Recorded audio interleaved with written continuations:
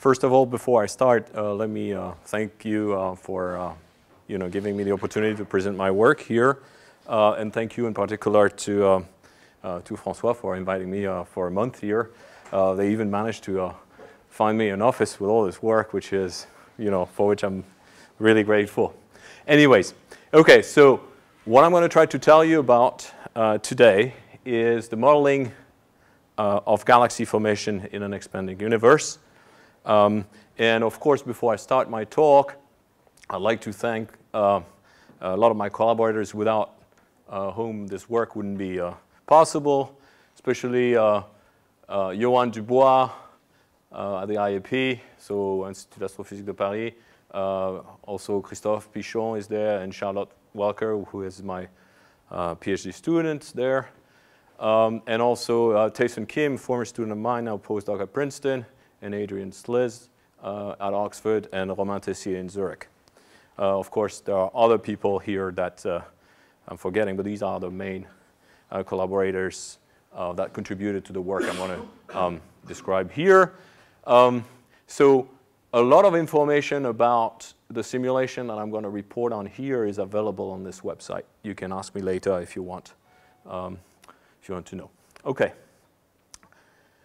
The outline of my talk is going to be as follows.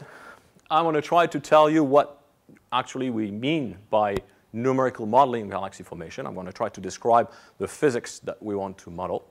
Okay. Then I want to try to tell you why it is such a multi-stage challenge to try to do that. And I'm going to talk about the approach that we use to deal with this issue. Okay.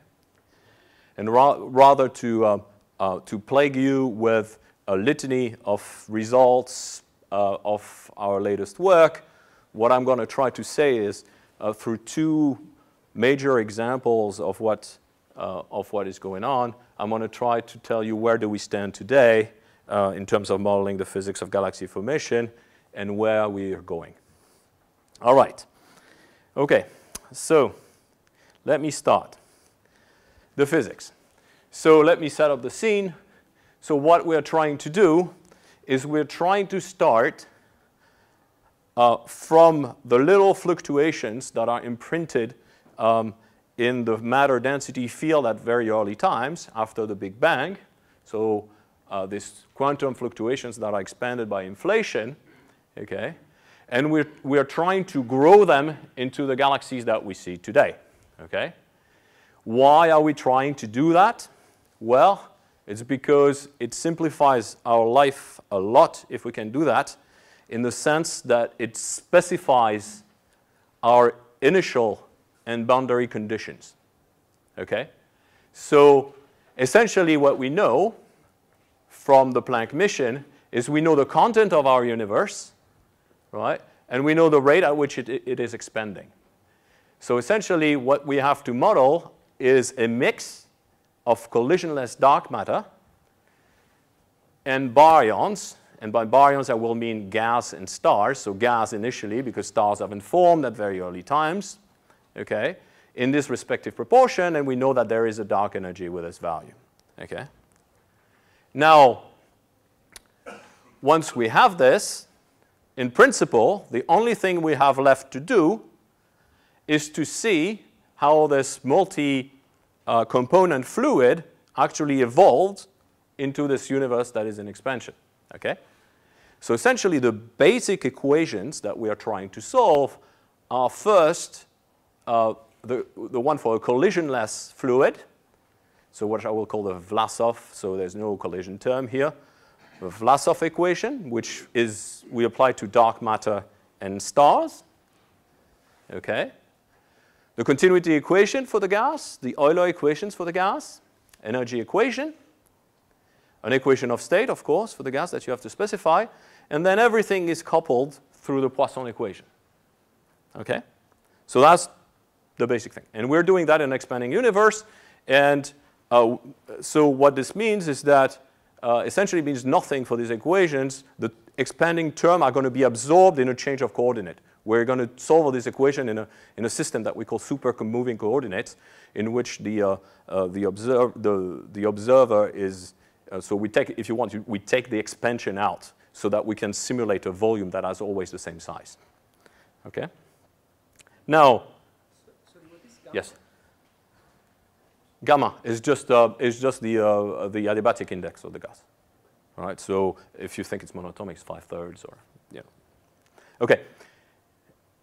Yeah, so I forgot to mention it, but please do interrupt me if there's something you don't understand. It's better if I explain it now. And of course, I'm going to try really hard not to make too, not use like weird units and a lot of acronyms. But if I do, please stop me and I'll explain what it means. Okay? So, but in fact, nothing is, of course, that simple.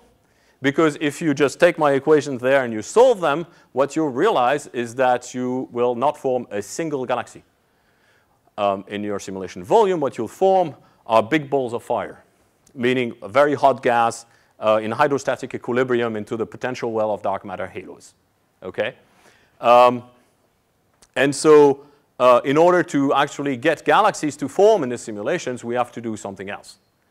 And I'm going to come back to that. So essentially, this sums up what I've told you so far. The initial conditions make it a well-defined problem to solve. We know how to do the collisionless fluid now. We've had decades of expertise with that and body simulations. We know how to solve the Vlasov-Poisson system pretty well. We know how to solve the Euler-Poisson system pretty well as long as there is homogeneous radiative cooling and heating of the gas with light elements only. What do I mean by that? Is that in order to form galaxies, so what happens? What happens is that your dark matter halos, so these little fluctuations, are going to grow, are going to be amplified by gravitational instability. Right? They're going to collapse and become self-gravitating. And when they do so, they entrain the gas with them. Okay? And so the gas, of course, is not collisionless. It's collisional, so it will shock heat. It will convert the gravitational energy of this potential well into thermal energy. And so you'll get a very hot halo of gas at the equilibrium, at the hydrostatic equilibrium into the potential well of this halo. Okay? So in order to break this, you have to allow the gas to actually radiate its thermal energy. So you have to, when I say cooling here, I mean radiative cooling. So basically, the gas is emitting photons. The hot gas is emitting photons. It's going to lose energy. As it loses energy, it's going to collapse into the potential well of the dark matter halo. And so it's going to contract, and it's going to stop its contraction because angular momentum needs to be conserved. All right? And so basically, it's going to turn this thermal support into rotational support and form a disk. Okay? And that's when the galaxy begins. Okay? Anyways, so in order to have galaxies, you need at least one ingredient on top of the basic equations that I've mentioned, which is gas cooling. Okay, radiative cooling. Now, if you have radiative cooling of gas, you're still not forming stars. Okay? And essentially, all the information that we know about galaxies, well, most of it, comes from stars. So what happens to this gas when it settles in rotation at the center of the potential well is that this disk is going to be in which it settles is going to be unstable. It's going to fragment into clouds, which are going to contract further and give birth to the stars. Okay. Now the problem is these stars are completely tied to the behavior of the gas in the sense that if you form a massive star, it will explode as a supernova and will reinject mass, energy, momentum into the gas. So you have to deal with that. Okay? And so that's the problem that we have is that as soon as we switch on star formation, we have to deal with supernovae. We have to deal with the turbulence of the gas already we had to deal with. But we have to deal with a very important element. The black hole, not only stars will form, but black holes. These black holes are going to grow. They're going to part of the energy of the material that they accrete is going to be re-emitted as thermal, kinetic energy, etc., and going to interact with the whole interstellar medium again. Okay, and the problem is that none of these processes here is actually understood at all. Okay, so what do we do? Why do I say this is a multi-scale problem? Is essentially summarized in this picture where I'm using these weird units. So I'm going to try 1 parsec, which is here. So I do jumps by 1,000 here. So 10 to the minus 3, 1 parsec, 1 kiloparsec, 10 to the 3 parsec, 1 megaparsec, 10 to the 6 parsecs, 1 gigaparsec, 10 to the 9 parsecs. A parsec is 3 10 to the 16 meters, okay? Or 3 light years, if you want, if you prefer that, okay? And so basically, the problem is the following. On the very large scale, you are the scales of the observable universe over here, okay? Between a gigaparsec and, say, tens of megaparsec, you're in the domain of large-scale structure. So here is a little diagram, a famous diagram that maybe you've seen. The red stuff is actually results from an n-body simulation carried out about 10 years ago, the Millennium simulation. The blue stuff is actually observations. So basically, each point on this diagram is a little galaxy, right? It's a little galaxy, and they show you how galaxies cluster in the universe, okay? And so basically, on large scale, everything is dominated by gravity and dark matter, which is the dominant component in mass of the universe. So you see that, this n-body simulations reproduce quite well the observations, all right? So at some point, why I'm showing you this picture is because in between these scales, at some point you reach a scale of homogeneity, all right? Because we want to model galaxy formation. So the first thing that we're going to have to do is we're going to have to select a volume to simulate that contains a population of galaxies that is, if you want, statistically representative of the universe as a whole. Otherwise, if our volume is too small, we're going to miss the most massive objects, okay? And of course, if our volume is too large, what's going to happen is that we're never going to be able to reach the resolution to actually say something about the galaxies in there. We might be able to say something about clusters of galaxies, which are my next intermediate scale. So at a megaparsec or so, you see that the galaxy population is not homogeneous. There are galaxy clusters on these scales that contain a zoo of galaxies, okay? And so as you move forward and you reach kiloparsec scales, you reach the scale of galaxies, which is of interest to us. So that's the scale that we want to resolve, right?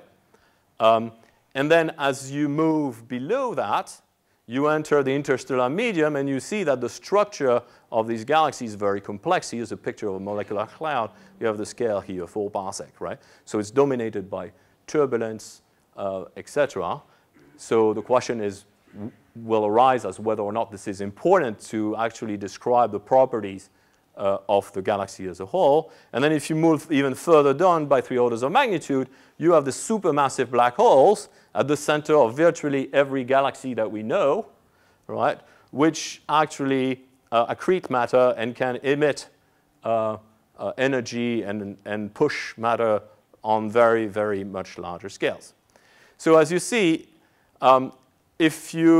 the volume that you need to simulate is about 100 megaparsec to have a representative sample of galaxies, so 100 megaparsec. And if you had to simulate down all the scales down to the active galactic nuclei, so AGN, active galactic nuclei, powered by a supermassive black hole at the center, you would have to cover, so what is this? That would be 11 orders of magnitude in linear scale, right? Which means a cube in volume, so 10 to the 33, all right? This is impossible to do, okay? So how do we do? Well, we break up the problems into simulations of different scales, all right? So the simulations I'm going to talk about in this talk, the first one is called Horizon AGN, is a volume of 100 megaparsec scale, so cube of 100 megaparsec, but the resolution that we reach is just a kiloparsec. So we barely resolve the galaxies in this simulation, okay? And so it covers 5 orders of magnitude in linear scale. This is the state of the art today.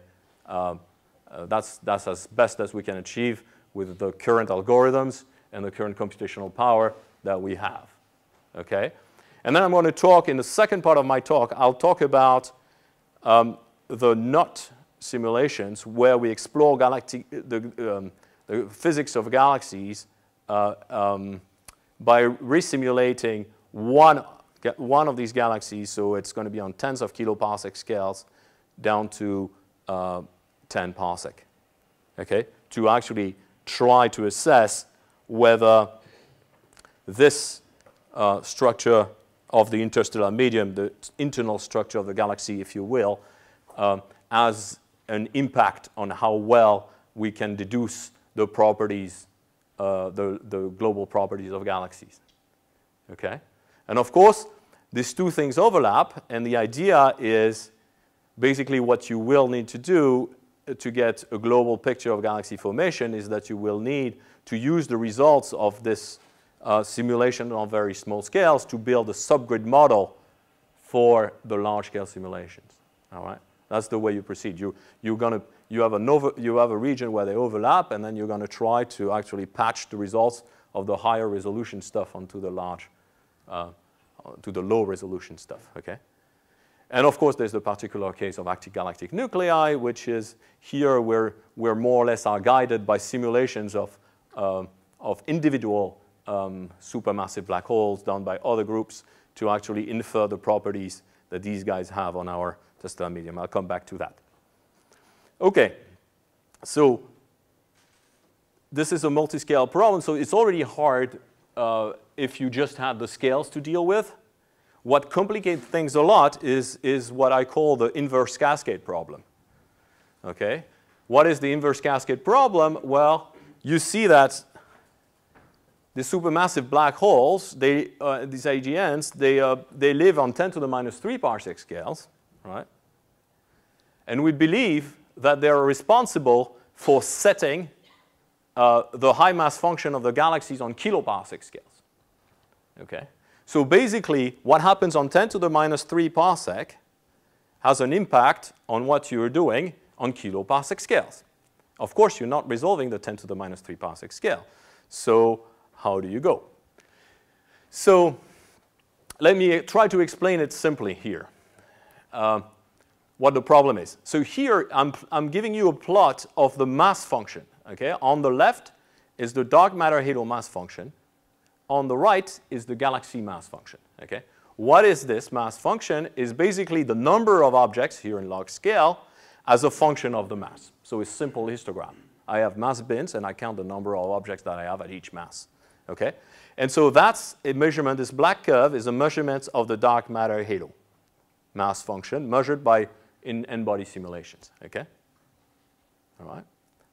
And here is the same thing for observations. Each point now are observations of galaxies. All right? So I just count the number of galaxies that I have per mass bin. Okay? And so now I play a very simple game. I know from the Planck observations what is the amount of baryons that I have in the universe. What is the universal baryon fraction? Okay? It's about 15%. All right? So I take my mass function of my dark matter halos here, and I shift it by 15% to that side. All right? I change the mass of all my objects. What I'm assuming is that I form one galaxy per halo, and all the baryons in that halo are going into this galaxy. That's the black curve I get. Okay? And now I compare it to the observations of the galaxy mass function. That's the red curve here that I've put on this diagram. And what you see is the following, is that there is a match here on that point at about 10 to the 12 solar masses, in halos about 10 to the 12 solar masses. But then that's it, right? Here I have an enormous problem in the sense by doing this naive shift, I produce way too more objects and way too massive than what I observe, okay? And I have a problem at the finite mass function where I do the same. I produce way too many objects at small masses, okay? And the question is, how do you solve this discrepancy, this very simple problem of galaxy formation? How do you solve it? Well, it is believed that the I mass end AGN feedback will solve it. Okay? What do I call AGN feedback? Here is an example of this.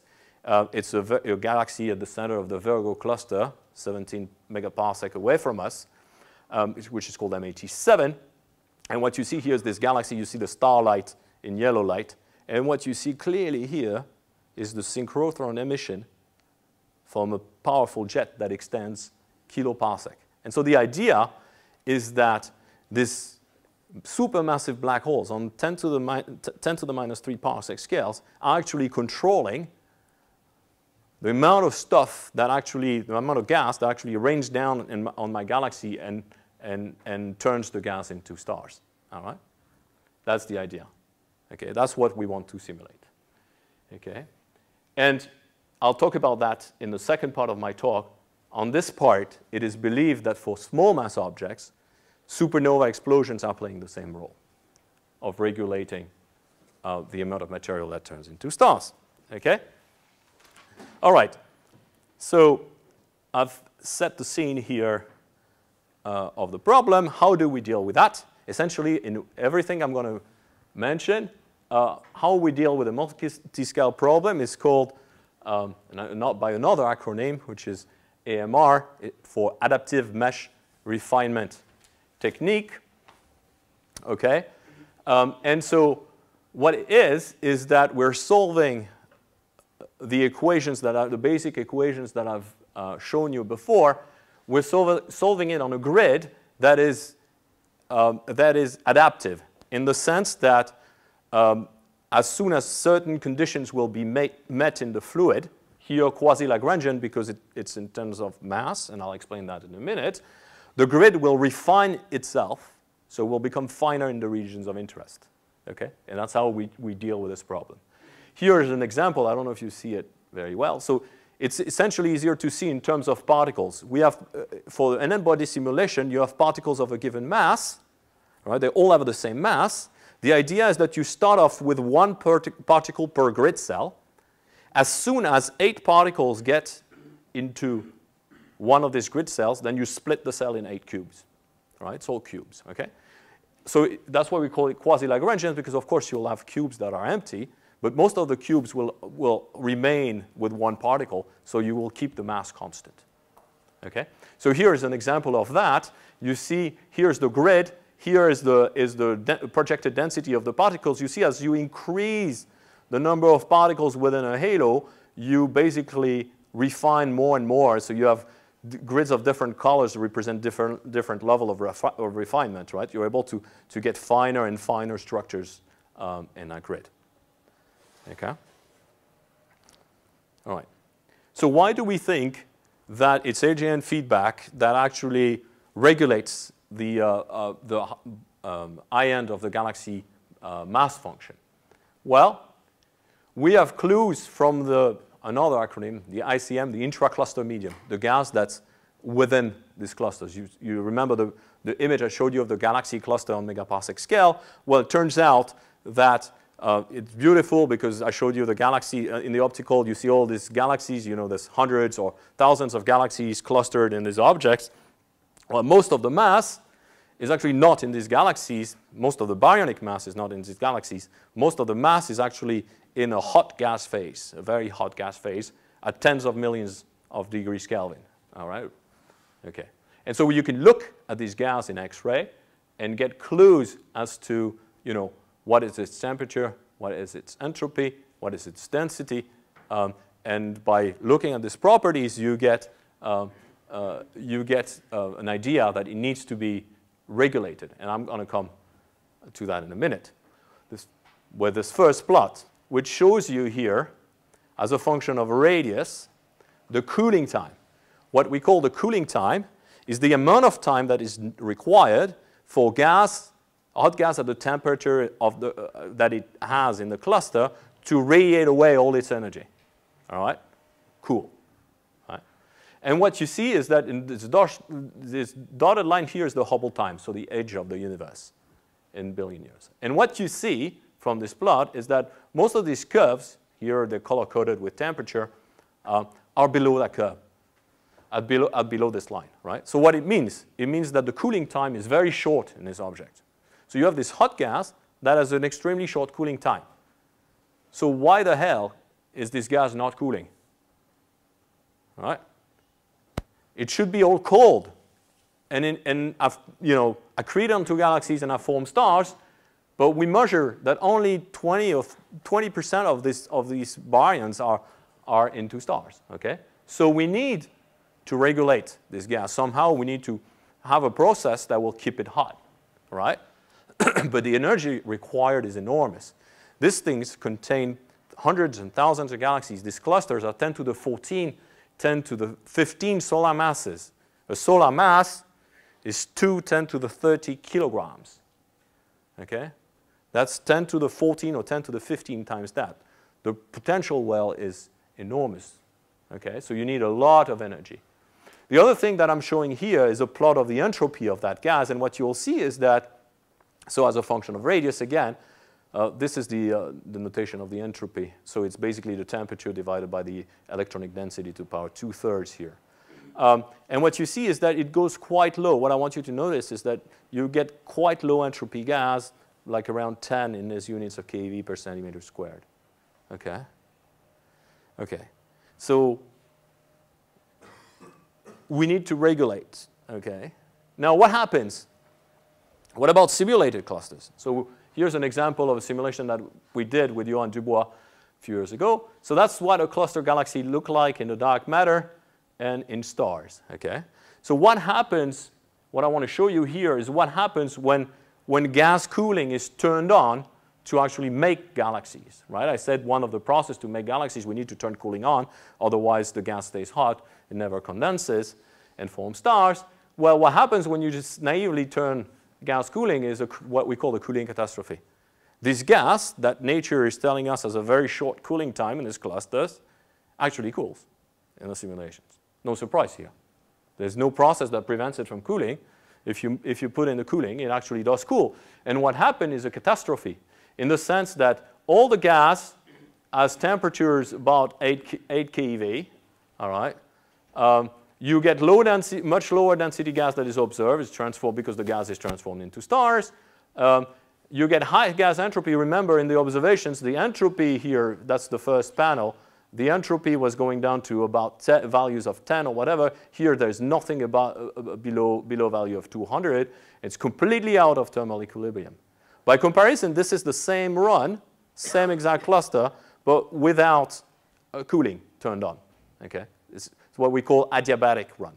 So you can see it here as this plot is as a function of radius, is the mass, the total mass in the cluster. And if you just don't have the cooling, it goes like this. As soon as you turn on the cooling, it goes crazy. Okay? And so what you see it here in the entropy as well. You see that basically at the center, you get this very low entropy gas that falls onto the disk and starts forming stars. Okay? So we need a process to stop this. Okay? And this process is AGN feedback. So here I mentioned the small-scale simulation that we're going to get inspired of to actually design a model in our simulations to account for this process. This is a general relativity magnetohydrodynamic simulation performed by Jonathan McKinnon and Roger Blandford. And so what you see here on this picture is in yellow you see the accretion disk, so this 10 to the minus 3 parsec scales that I was talking about in the beginning. And so basically, and in green is the magnetic field that is threading the black hole, the supermassive black hole at the center. And in blue and red, you see the Lorentz factor. Color-coded blue is the low Lorentz factor of the gas. Red is the high. And basically what you see two things. You see this enormous, very well collimated jet that extends to as far out as they can simulate. And what you see is that from the accretion disk, you get a wind. Right? So you get material that is being pushed out. Okay? So that's the kind of stuff that we want to model. Right? Of course, we're never going to reach those scales. So what does our subgrid model in cosmological simulation for AGNs look like? How do we regulate the high mass function of the galaxy mass function? So, of course, this is, it was written on my slide, but I haven't said it. This is for an isolated black hole. We have to deal with a much complex problem because we're in a cosmological simulation.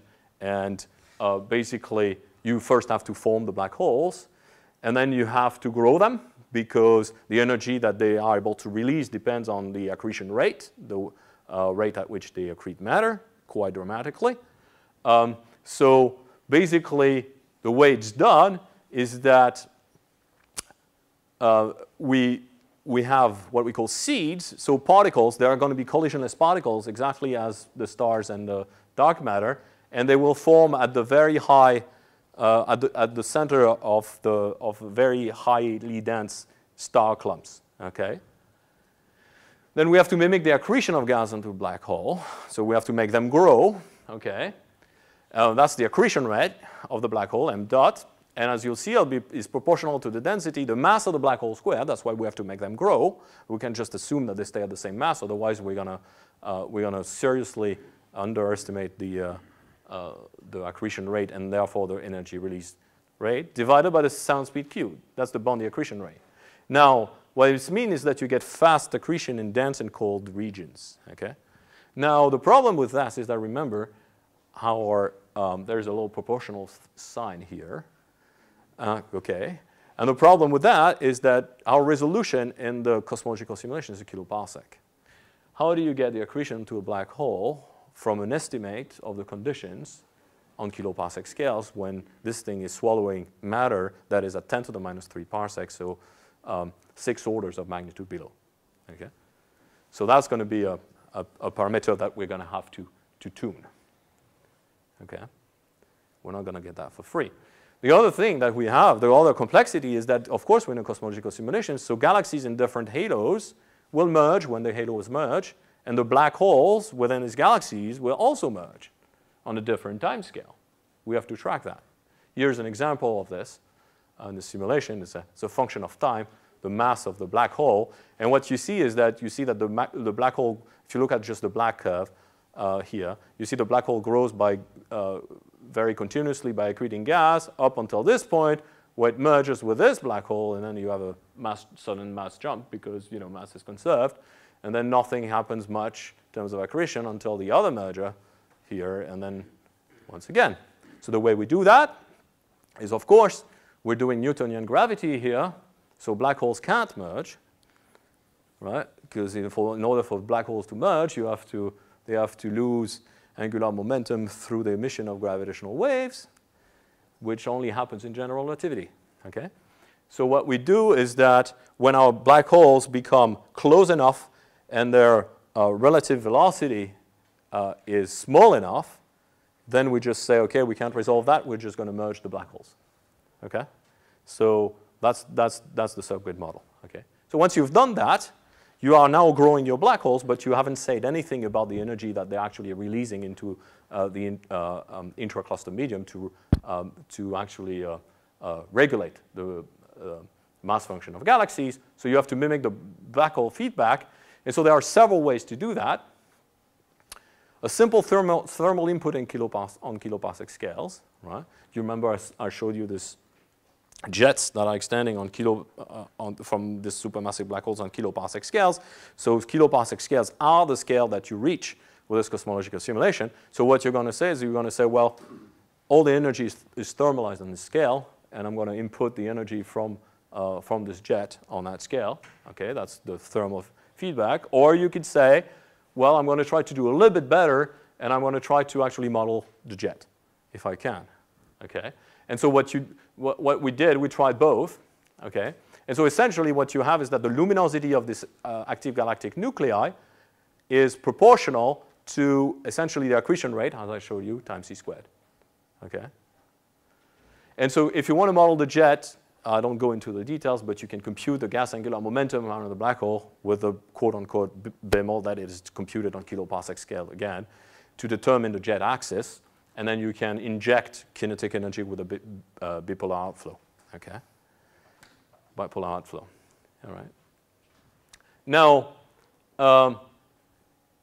once you've done that, once you've put on this subgrid model and you think that you have mimicked what the small-scale simulations are telling you should happen, then you can, of course, compare it to data. So we need to tune these parameters in order to match some data. All right. and then the rest can be used to be predictive for the galaxy mass function. Okay, so essentially there are two data sets that I'm showing you. Here is an observation of Pierce's clusters, and what I would like to point out by Andy Fabian collaborators in Cambridge in X-ray observations. And what you see are these cavities that are created on these scales. And here is the same cluster that I showed you the simulation. That's what we get when we inject this jet that we derive. And it turns out that the properties of these cavities compare quite well to what is being observed, which gives us some confidence that we might have possibly captured a little bit of the physics of what's happening on small scales here. Okay? And the second thing that is really constraining, essentially, is the black hole versus stellar mass relation. So just look, forget about this plot, but just look at this one here, which gives you the mass of the black hole as a function of the mass of the stars that you have in your galaxy. And the shaded area with a dashed line here is observations by Herring and Rix, and that's where our simulations fall at different redshifts. So essentially, these observations are redshift 0, so you should compare them with a black line. So we're not doing too bad in terms of, so basically what we're doing here is that we're adjusting the parameters in the model to actually be on that, okay? So let me show you what difference it makes in a cosmological simulation to have AGNs and no AGNs. Here is the simulation box with a redshift here and the scale here. In this box here, you have no AGN. In this one, you have AGN. It's a 3-color channel image. Red is gas temperature, green is gas density, blue is gas metallicity. Okay?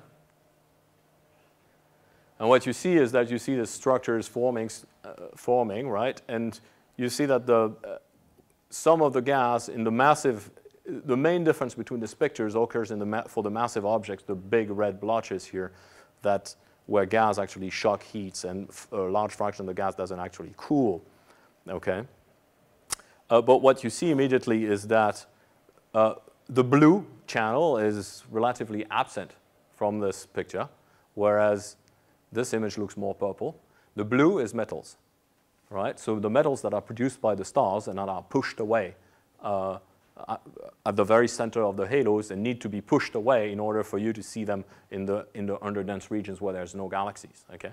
So what AGN does for you is that it makes the gas not so much hotter, but it pushes the gas much further out of your dark matter potential wells.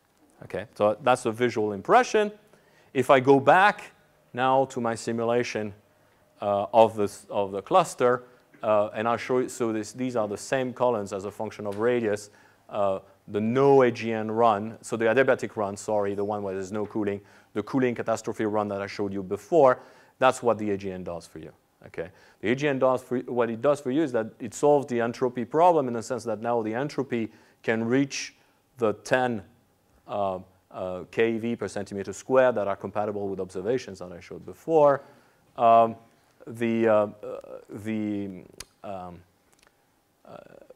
The gas temperature is much lower, and also the gas is much more in thermal equilibriums in the sense that you see that these curves resemble much more the adiabatic run than the run with just the cooling. In terms of total mass as a function of radius, it sits somewhere in between. Depending on your AGN model, you can even get models that mimic the run without cooling, so that you completely prevent the gas from cooling in that way. All right, and so does it work? Now the question that you can ask is, does it work for regulating the mass function of the galaxy? Well, the answer, there's a way to see it. So here's the no cooling run. This is the data. This is one way to see the data. So here is it's a technique that's called abundance matching, whereby you match the galaxies to dark matter halos. Here you have the mass of the dark matter halo here in this axis, and here you have the mass of the stars in the galaxy. This is the run without AGN feedback, and what you see is that exactly the same thing I showed you for in the first plot. You completely overshoot the massive. So you make too many massive galaxies in massive halos. When you add the AGN, lo and behold, things are looking much better.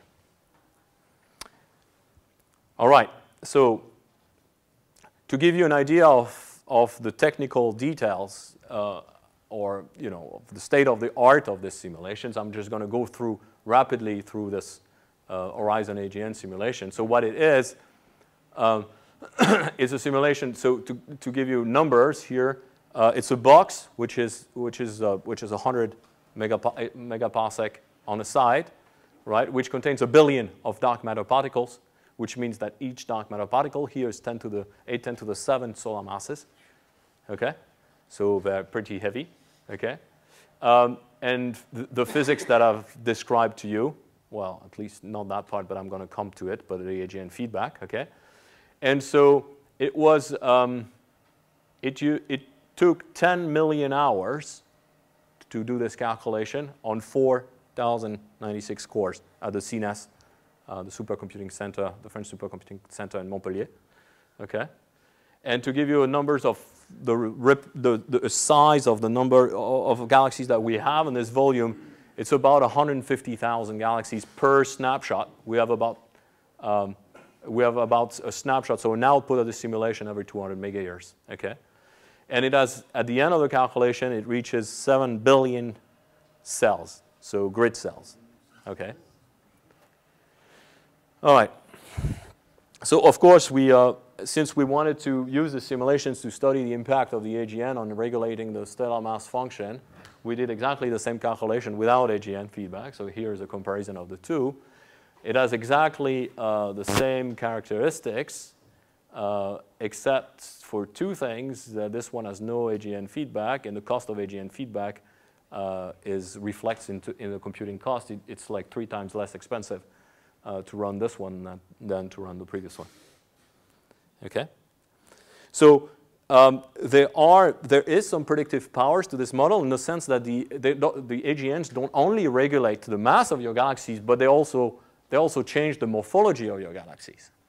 Here's an example of this taken from this Horizon AGN simulations. The first line here is a line of increasing stellar mass. What I'm showing you is stellar mass of galaxies, right, in the no AGN run and the AGN run. So you see the galaxies are dimmer, so we can do a one-to-one comparison here because it's exactly the identical simulation.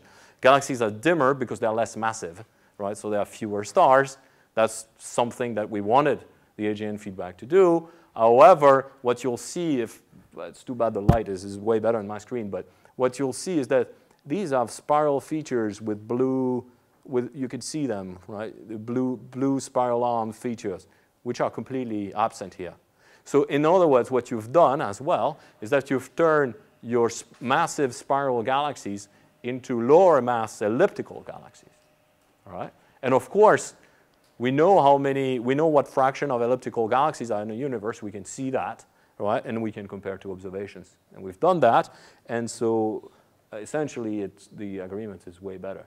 Most of the galaxies that sit in the center of clusters in the universe are elliptical galaxies. They're not spirals. All right? As you saw when I showed you the picture of the jet with M87, that's a beautiful elliptical galaxy. There's no disk whatsoever in there. Okay? So what you can do, you can use the simulations to characterize not only the global properties of galaxies, but their environment. And we've developed a bunch of tools to look at this. One of them by far the most useful is by Thierry Sousby, which is called the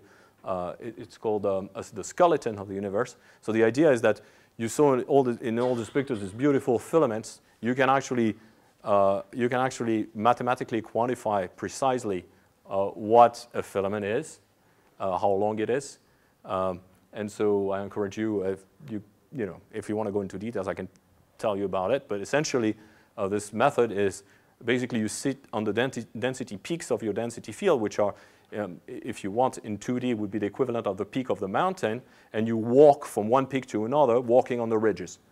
Okay, and you can do that in 3D in the dark matter density field and define your filaments that way, filaments and walls and dark matter halos. And once you've done that, what you can do is that you can, and what we've done is that you can measure how well your galaxies are actually aligned with this cosmic web.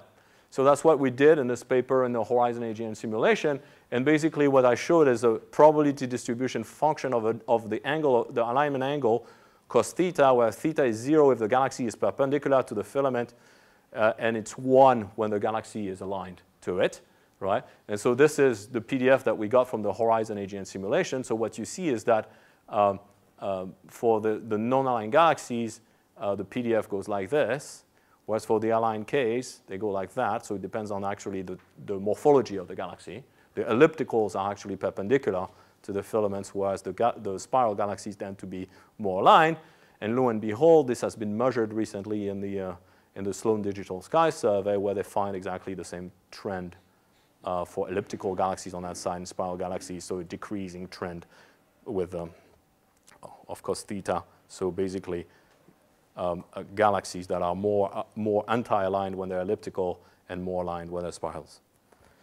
All right.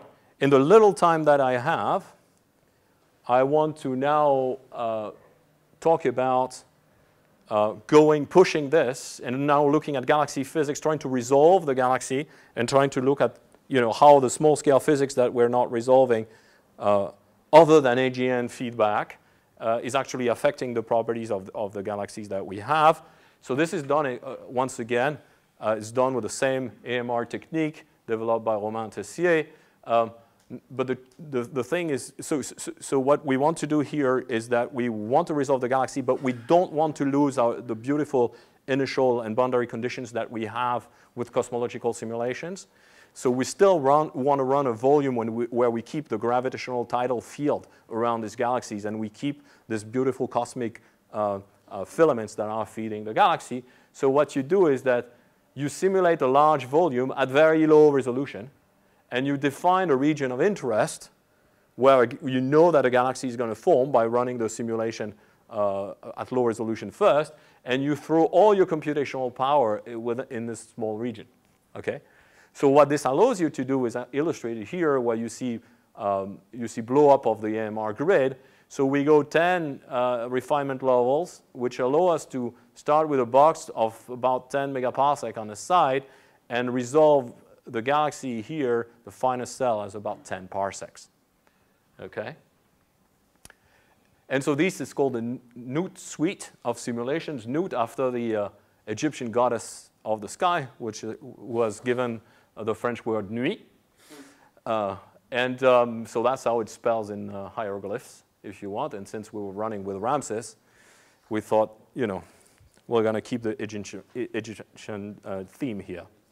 All right, and what I want to talk about in the simulations is that I want to question the subgrid model that we use to form stars and put supernova feedback in the cosmological simulation. I want to question whether or not it depends on how well we're doing on resolving the interstellar medium of the galaxy.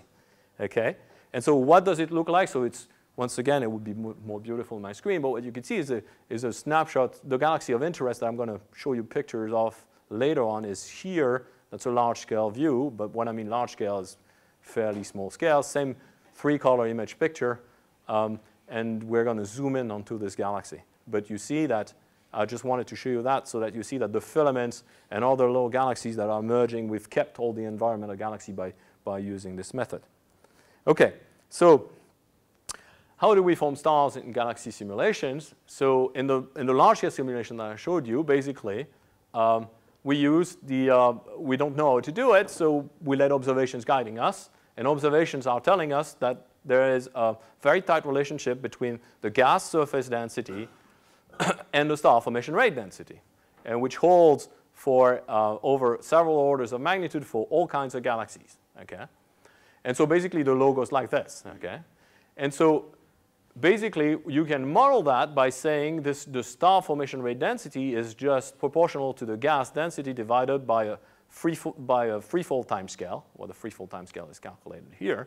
Okay, and there's a constant proportionality here that is given by the normalization of this, which is about 1%. Okay, so simple enough. So if you answer yes, we should do that, then you get a 2-parameter implementation. Basically, you have to decide in your simulation where you're going to form stars. And once you've decided where you're going to form them, you have to form them with certain efficiency, which is given by these observations. Okay? So there's 2 problems with this approach. The first one is that to pick the loci where you're going to form your stars, you have to pick a threshold in density. And this threshold in density depends on your resolution, right? You can naively see that, features that are finer than kiloparsec, I'm never going to be able to capture. And so, the question is, what resolution should you reach in order to actually get a good description of the site of star formation? Okay, do you need to reach like the average density levels of molecular clouds, or can you do it by just averaging things on larger scales? By the way, all this plot I showed you, these are averages on kiloparsec scales. That's why we were using them in the simulation. So in the observations, this is all the star formation rate measurements, the column density measurement of gas are average over kiloparsec scale. So we are actually using like for like when we're doing it on large scale. Okay, and so the second problem that you have with that is that this efficiency parameter of 1%, which we know is around 1% observationally, is it universal, right? And what does it mean? Because normally, if you're modeling the feedback from the stars or whatever, this feedback should set what the value of this parameter is, right? So if you're using a 1% efficiency and you're putting supernova feedback on top of that, you're putting, if you want, the effect of supernova twice, right? Your supernova or your feedback, the form of your feedback should actually set the value of this parameter, all right? But it's by no means, so this agrees with observations on kiloparsec scales, but it's by no means the only thing you can do. Here is another example that I want to discuss what impact that is in the 5 minutes that I've got left. Basically, you can come up with alternative.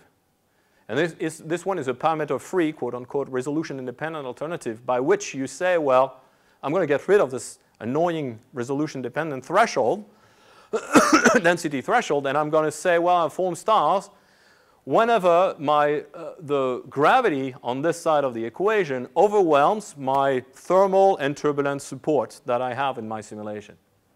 Okay? When the gas is so dense that its gravity overwhelms this, then there's no way I can support it in my simulation. It has to form stars, right?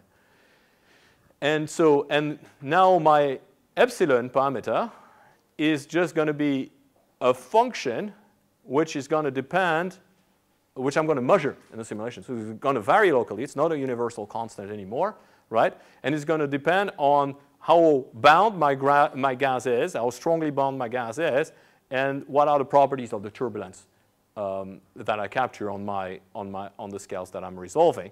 So the Mach number essentially, and B is the ratio of compressible to solenoidal mode of turbulence. Here's an example. So it turns out that the second option is an excellent description of the star formation rate, which are measured in simulations that people do on very small scales, where they actually model molecular clouds driven by turbulence. Okay? And here's an example from a paper by Panoan and Nordlund, and what you see is the star formation efficiency, so this epsilon parameter, as a function of the free fall time that I've indicated. And what you realize from this is that essentially the simulations are telling us that all the gas goes into stars in a free fall time, or thereabout. So in other words, this epsilon parameter on these scales should be 1, unless there is feedback to actually stop it to form stars. So before I just quickly go through the results, of course, I said in the beginning of my talk, once you form the stars, you have to deal with supernova. Some of these massive stars are going to go supernova, and you would think that supernova feedback is a better understood subgrid models for various reasons. One of which it's thermonuclear bombs, so we have real data of what the phases it goes through, right? And the second one is that we have a lot of observations and a lot of calculations which have been done over the years looking at supernova remnants. Okay, and so essentially, a brief summary is that 4 phases that a supernova remnant goes through after the supernova explosion. The first one is the free expanding at the very beginning. The ejecta of the supernova is freely expanding at tens of thousands kilometers a second, or 10,000 kilometers a second, and it's piling up gas on its way up to the point where it's piled up as much mass as was ejected, where it enters a second phase, which is called the set-off-Taylor solution, okay, which is the energy-conserving phase, during which it conserves the energy. So the radiative losses of the ejecta are very small compared to the total energy. So energy is conserved to a very good accuracy.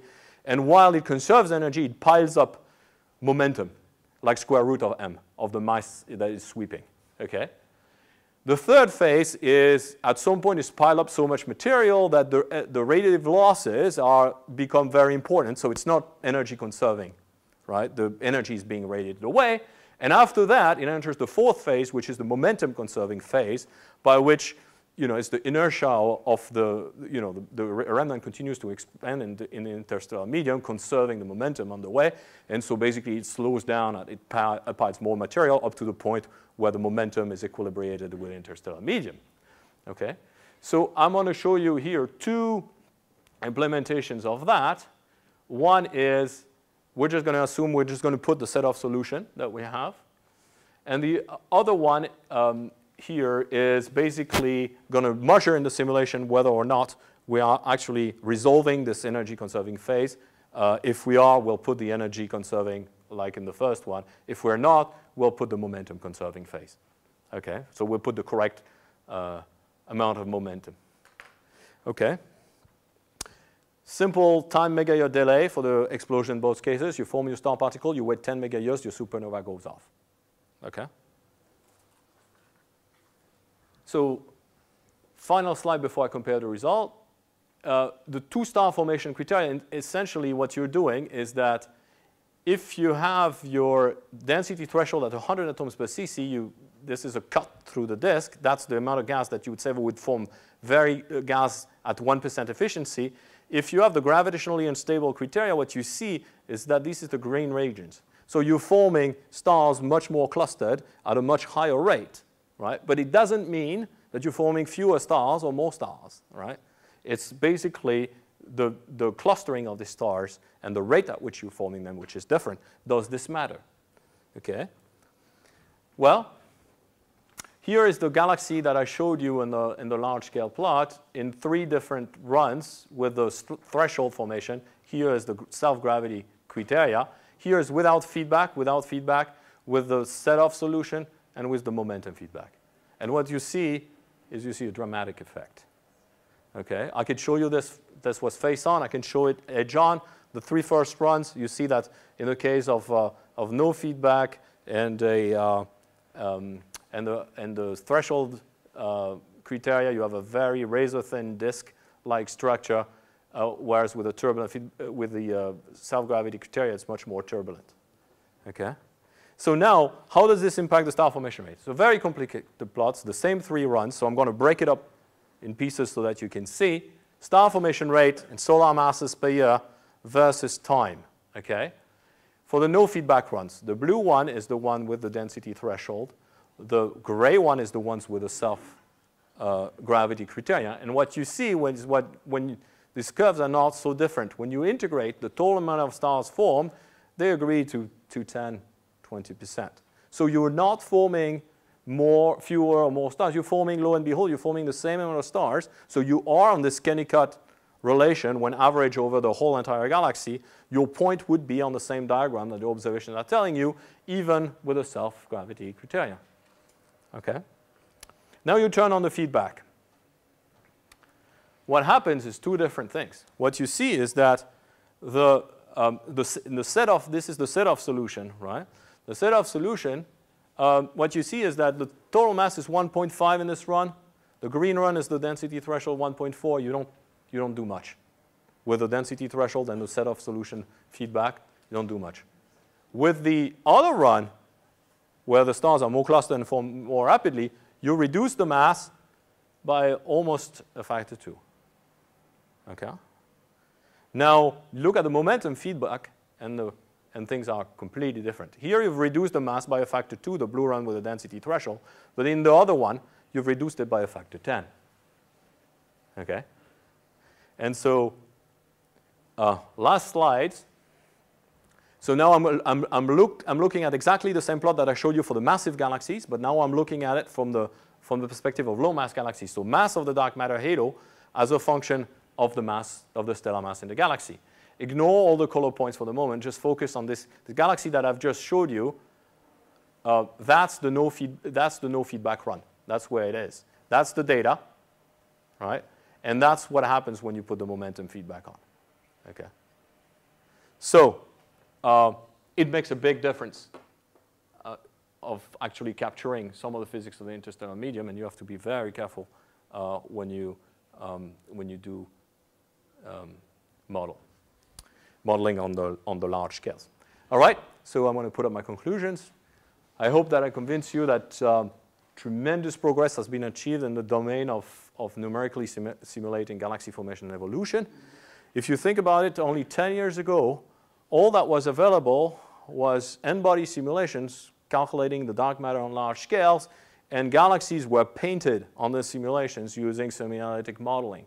So trying to infer the properties of the baryons from just looking at the properties of the dark matter halos in which they sit. Okay? And now we are starting to resolve galaxies, some of the galactic baryonic physics in cosmological simulations, in volume where we have a representative sample of the galaxy population as a whole, and we can capture a lot of the global properties with a reasonable degree of accuracy. Okay? But I hope that the second part of my talk convinced you that there's still much, much more work to do on small-scale simulations to actually underpin the subgrid models that this cosmological simulation use in order to get to derive the results. I'll stop here. Thank you for your attention. On what length scale do magnetic effects or electromagnetic effects start to play a role? That's a very good question. All right. So essentially, on the cluster scale, we think that the magnetic fields are passive, in the sense that if you compare the amount of magnetic energy to the thermal energy of gas in clusters, it's much smaller. When you get to the galaxy domain, it becomes comparable. And so we're ignoring them here, and it's a worry. And if you go to small scales, like the star formation scale we're talking about, then magnetic field becomes dominant. And that's why there's a lot of work still to do to better understand star formation. Yeah. So we're at the beginning. 10 years ago we couldn't do hydro. Now we can do hydro. Well, there's a step to magnetohydrodynamics. We've already started to actually do large scale MHD simulations of this. But yeah, it's an ongoing process.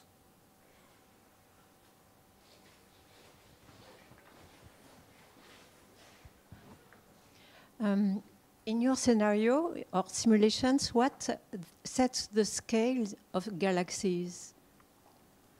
Why do we see galaxies in the range of size that we observe them? That's a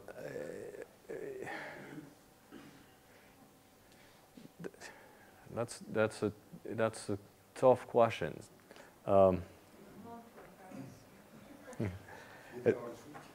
Sorry? No. So as you see, well, it depends how much in details you want to go. But when I played my simple game, maybe the answer to your question was on my slide, my simple game slide. Yeah. Right. So essentially, when I take the dark matter halo mass function and I shift it by the universal baryon fraction, and I compare it to the galaxy mass function, so I would say this sets the scale. So what sets the scale is essentially how efficiently you can turn your baryons into stars. There is a sweet spot of halos where supernova feedback is not very important because the halo is too massive, and AGN feedback is not very important because the halo is too low mass. And so there is no way you can eject a large fraction of the baryons, and that set the sweet spot for galaxy formation. So that's one of the possible answers. So in a word, your set is scaled by the lack of importance of feedback. So how efficiently you can turn. That's one of the possible answers. Do you believe that? I'm not sure.